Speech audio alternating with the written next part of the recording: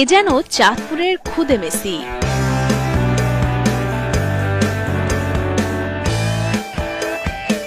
মাত্র ৫.৫ বছর বয়সেই মেসি নেইমারদের মতো অসাধারণ সব ড্রিবলিং আর স্কিল দিয়ে সবাইকে অবাক করেছে শিশু সোহান।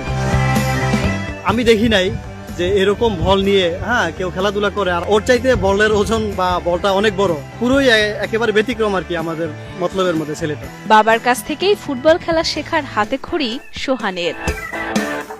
তার বাবা একজন সাইকেল মেকানিক হলেও ফুটবলের প্রতি রয়েছে তার ভালোবাসা, তাই তিনি চান ছেলেকে সেরা ফুটবলার বানাতে। স্বপ্ন পূরণ করতে প্রতিদিন নিয়ম করে ভোরে আদুরের সন্তানকে ফুটবল খেলার কৌশল শেখান তিনি।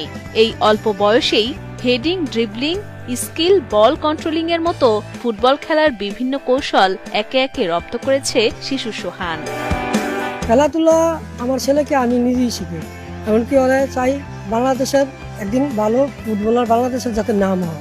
আমি খাই বা না খাই ওর কামে, ঠিক আছে, কিন্তু আমার বাংলাদেশের যাতে নাম হয় এই আশা করি আমি খেলা শিখি। আর আমি চাই আমার ছেলে বাংলাদেশের দেশের হইয়া ভালো কিছু করুক, কাঁপানুক, এমনকি বিশ্বের মঞ্চে গিয়ে ভালো কিছু করুক। চাঁদপুরের মতলব উত্তর উপজেলার ৫.৫ গ্রামে ছোট্ট একটি টিনশেড ঘরে বাবা মায়ের সাথে থাকে সোহান।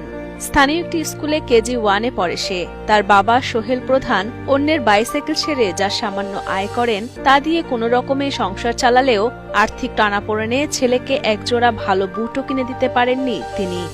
তবু তার চাওয়া একদিন দেশের মুখ উজ্জ্বল করবে সোহান।